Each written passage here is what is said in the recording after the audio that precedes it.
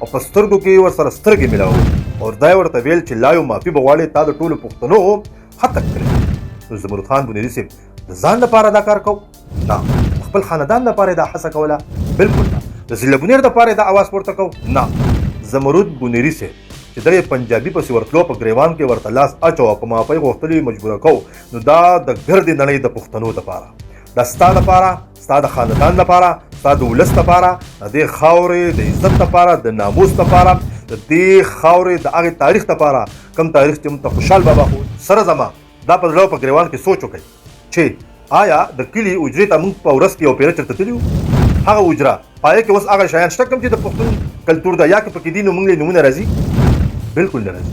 زموږ په دې موبایل کې ټولې د انګلیش د اردو وغیره ډکشنرانې دي، زموږ سره پکې د پښتو ډکشنري شته، جنرال معلومات پکې موږ سره د پښتو شته نشته، ایون د پښتو کیبورډ زموږ په موبایلو کې شته د نش برابر. موږ ته خپل اتلان معلوم دي چې زموږ اتلان څوک دي، زموږ ادیبان او شاعران څوک دي؟ نشته. زموږ مشرانو زموږ هغه اتلانو د دې قام لپاره څه کارونه کړي دا پته موږ ته نشته. موږ ته صرف او صرف دا لویه ستونزه ده.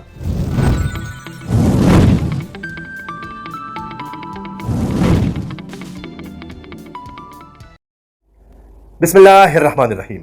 السلام علیکم. اقبال محسن یم او تاسو ګورئ لټون بونیر.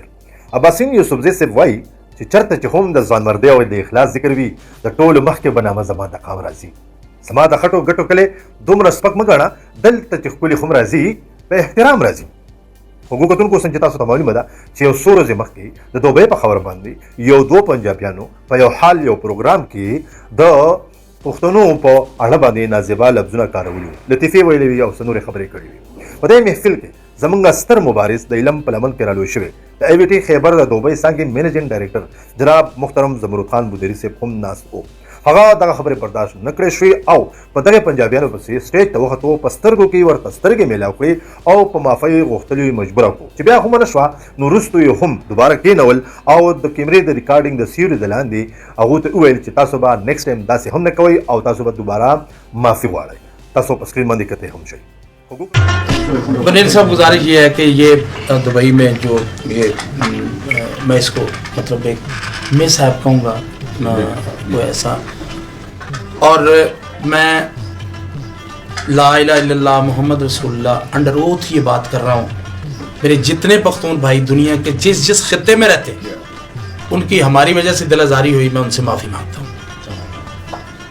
तो आपका दिल हमारे अंदर धड़कता है, हमारा दिल बखुदा आपके अंदर धड़कता है. किसी की तजलील के लिए ऐसा कतई तौर पे नहीं किया था, किसी को लेट डाउन करने के लिए ऐसा नहीं किया था. ये ज़ुबान है, इससे निकल गया. कुछ बातें सलीम अलवेला ने की, कुछ बातें मैंने की. मैं पूरी दुनिया में मैं कह रहा हूँ कि जहाँ जहाँ हमारे पख्तून भाई बैठे हुए, मैं सबसे माफ़ी मांगता हूँ. बहुत शुक्रिया जी. हमारे भी वो भाई हैं, देखिए हम फनकार हैं, हम ये नहीं कि पंजाबी के फनकार हैं, सिंधी के, हम पाकिस्तान के फनकार हैं. तो सब लोग हमें देख के मुस्कुराते हैं. तो अल्लाह ताला ने हमारा रिज़्क़ भी इसी में रखा हुआ है. तो अगर आप हमसे कोई नाराज़गी है तो हम आपसे माजरत करते हैं. आप हमारे भाई हैं. I love you. पाकिस्तान को वर्ल्ड कप इमरान खान ने दिया, स्कॉश का वर्ल्ड कप जहांगीर खान ने दिया, और पाकिस्तान को एटमी ताकत डॉक्टर अब्दुल कदीर खान ने बनाया. जी मशरानो कशरानो तासो दा आगा माजिद और सलीम अलबिल्ला दा चिकम कॉमेडियन दा हो या माफ़ी दोबारा चिकम यो पास स्टेज कर दोबारा प्रशाद के शेवा आगा तासो और दला जमा यकीन है कि दा दा द पारे और सबक शो आइंदा बा द गैरतमंद पुख्तून द द्रुन पुख्तून द नंगियाली द बरियाली पुख्तून खिलाफ पर हिस्सो लतीफ़ी न कई. د ټولو ډیره مننه. ټول نړۍ پښتنو ډیره شکریا ادا کوم، درونو خویندو مشرانو کشرانو او ټولو ته سلوک کوم چې تاسو مال ډیره مننه کړې. ډیره مننه. السلام علیکم ورحمت الله. خو کتونکو دا و د زمرد خان بنیري صاحب خبره. ډیره واپس راځم خو یو بله خبره در سره د یادونې په تور مشرک کوم چې د نن نه سموده مخکې د ضلع بونیر د علاقې سلارزي د ګراړۍ کلي اوسېدونکي جناب محترم قادر خان وکیل صاحب چې هغه دا مهال په کراچۍ کې ژوند کوي، د وکالت د پیشې سره وابسته دی. په دغه ورځو کې د ګابا پبلیشر د دغه کمپنۍ د سیرو د لاندې په یو کتاب کې د بنیریانو په حواله باندې خطک امیز لفظونه وکارول شو. کله چې قادر خان صاحب او دغه نور ملګرو ته پته ولګېده نو هغه په دغه ګابا پبلیشر د کمپنۍ په مالک پسې ورغی او ورته وویل چې تا زیاتې کړې، تا په بنیریانو پسې نازیبا لفظونه کارولي دي. هغې په دغه وخت کې په معافۍ غوښتلو باندې مجبور کړو او هغوی هم دا واده وکړه چې موږ به دغه صفحه د دغه کتاب نه لر کوو. نو دا وا د جناب قادر خان صاحب هڅه او کوشش. اوس د دې دواړو خبرو په مطلب باندې راځم، باوري یم چې تاسو یې سره واورئ او ځان پې پوه کړئ. هغه دا چې زمرد خان بنیري صاحب چې کله په پنجابیانو پسې سټیج ته خطو او په سترګو کې ورسره سترګې ملاولې او دا یې ورته ویل چې لا یو معافي به غواړې، تا د ټولو پښتنو هتک کړی دی. نو زمرد خان بنیري صاحب د ځان لپاره دا کار کو؟ نه. د خپل خاندان لپاره دا هڅه کوله؟ بالکل نه. د ضلع بنیر دپاره دا اواز پورته کو؟ نه. زمرد بنیري صاحب چې دی پنجابي پسې ورتلو په ګریوان کې ورته لاس اچو او په معافۍ غوښتلو یې مجبوره کو، نو دا د ګردې نړۍ د پښتنو دپاره، دا ستا دپاره، ستا د خاندان دپاره، ستا د ولس دپاره، د دې خاورې د عزت دپاره، د ناموس دپاره، د دې خاورې د هغې تاریخ دپاره، کم تاریخ چې موږ ته خوشحال بابا ښوولی، کم چې موږ ته زموږ مشرانو وخت په وخت د دې خاورې د عزت، د ناموس، د دې خاورې د غیرت هر یو کار، هر یو سوچ، هر یو فکر او هر یو هڅه په هر میدان باندې ښودلې ده. زمرد بنیري صاحب په هغه وخت کې نه خپل خاندان یادو نه ضلع بنیر یادو، بلکې چې څومره په خیبر پښتونخوا کې ګوټ په ګوټ پښتانه دي د هغوی دپاره او بیا په ګرده نړۍ کې کاغ مسافر دي چې په هر هیواد کې د هغوی دپاره هغه خپل اواز پورته کړی و او دا یې ګڼله چې زه د ضلع بنیر نمایندګي نه کوم، بلکې زه د ټولو پښتنو نمایندګي کوم. زه د خپل طرف نه زمرد خان بنیري صاحب ته خراج تحسین او سلام وړاندې کوم. د هغې نه وروسته راځم قادر خان وکیل صاحب خبرې له چې هغه په دې ګابه په بشر پسې سلطلو، بلکې هغه دا ګڼله چې زه پښتون یم او په دې کتاب کې د پښتنو تذلیل شوی دی. قادر خان صاحب دغه سیندې په دې باندې مجبوره کړو چې ته معافي غواړه او د کتاب نه دغه صفحه لرکه. چا دپاره؟ د پښتنو دپاره، د دې خاورې دپاره، د دې د ننګ ناموس دپاره هغوی دا کار کړی. خو کتونکو د پښتنو تاریخ ژوندی تاریخ دی، په دې باندې ډېرې لویې لویې خبرې کېږي.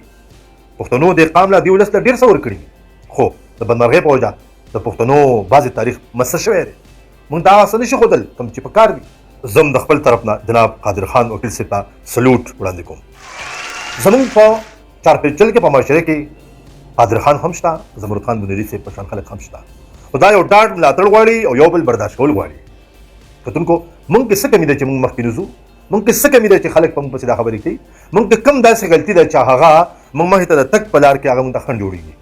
هغه د ټولو نه اول دا ده چې تاسو سره زما دا په زړه په ګریوان کې سوچ وکړئ چې آیا د کلي اجرې ته موږ په ورځ کې یو پیره چېرته تللي یو؟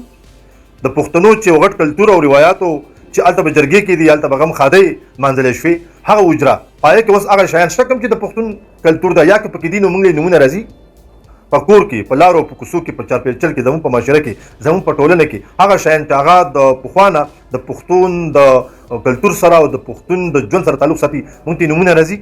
بالکل نه راځي.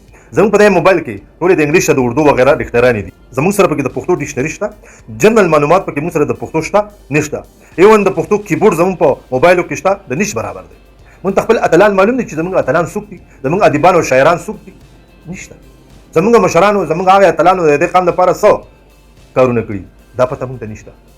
موږ ته صرف او صرف دا لویه ستونزه ده چې موږ یو بل برداشت کوو نه، موږ یو بل مخې ته د تګ په هیله پرېږدو نه. موږ کې ډېرې کمۍ دي، چا کمۍ موږ د ځان نه نیو باسلي. نو دغه پنجابیان، دغه خلک به زموږ د دغې کمونه فایده اخلي او موږ سره په هر ډګر باندې مخې ته هم دغه شان خبرې راځي څنګه چې دغه دوه درې واقعات موږ سره مخې ته رالل. زه خپلې خبرې رالنډوم او په دې د څو لفظونو سره چې د الله جل جلاله خاطر وکړئ. راځئ چې خپل تاریخ وګورو، راځئ چې په عملي توګه باندې موږ د قام له صور کړو، راځئ چې هغه څیزونه اپډیټ کړو کوم چې زموږ نه دوړو وخلي دي، د هغې نه دوړې لرې کړو، هغه تاریخ بیا روښانه کړو او د خلکو ته یې په عملي توګه باندې وښیو. خبرې هم ډېرې کېږي، لیکل هم ډېر کېږي، خو کار او عمل پکار دی. کتونکو راځئ چې یو شو د سباون په نوم، چې یو شو د امن په نوم باندې.